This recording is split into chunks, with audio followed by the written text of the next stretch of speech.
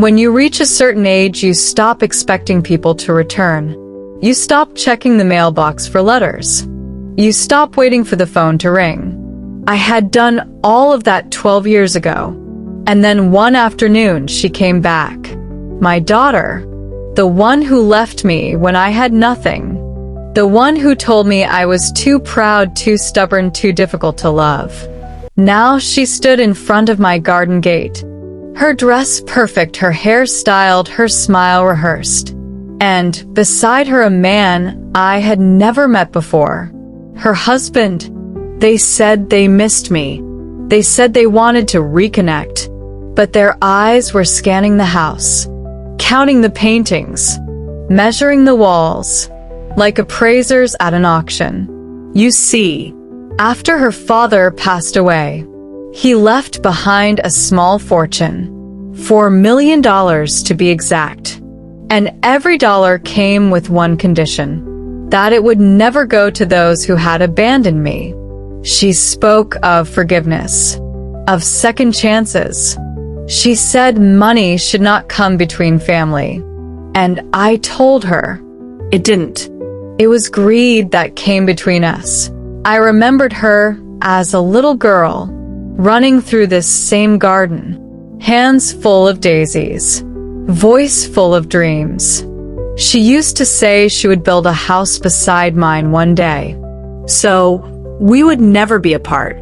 But dreams have a way of changing, especially when the world teaches you the language of desire. Her husband spoke more than she did. He asked about the will, about the lawyers, about how I was managing things alone. He said maybe it was time to make things easier for myself, to hand over the burden of wealth. He smiled like a salesman, but his eyes were hungry.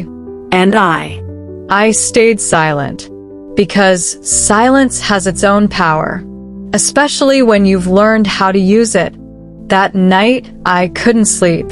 I looked through old photographs, through letters she never answered, through memories that used to warm me but now burned like cold fire. What was I holding on to? Money or pain? Maybe both. In the morning, she came to the porch again, this time alone, her eyes red, her voice trembling. She said, "Mama, I was wrong. I was foolish. I wanted things that never truly mattered. I thought wealth could replace love, but it cannot. And if you never forgive me, at least let me hold your hand once." And I held her hand, not because she deserved it, but because I still loved her. And love is something you cannot bury, no matter how many years you spend trying. I didn't give her the money. I gave her something far more valuable. My time. My forgiveness. My door left open.